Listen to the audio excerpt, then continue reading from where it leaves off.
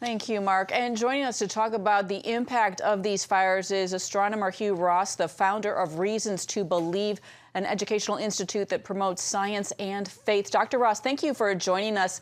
It's interesting with these fires, there's many drivers behind them. What role do you see, if any, does climate change play in these massive wildfires?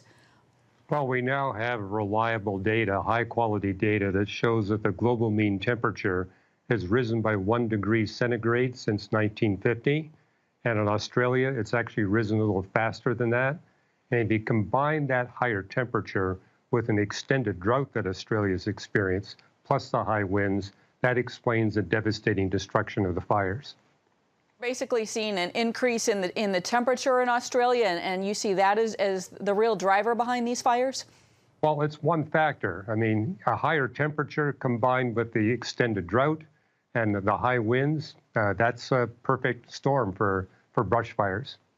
What are you concerned about when it comes to the ecological impact of these massive fires? The ecological impact is truly devastating. The latest figures, 18 million acres destroyed, over 1 billion animals have been killed. It's going to take decades for that region to recover. And talk about, too, I understand that these fires are, in fact, creating their own sort of weather systems. Can you explain what's happening there? Well, that's common when you've got large forests and grass and brush fires, is that the extent of the fire, the heat, the wind, actually causes fire tornadoes, for example. I mean, we've seen that frequently here in the U.S. when California has these kinds of wildfires.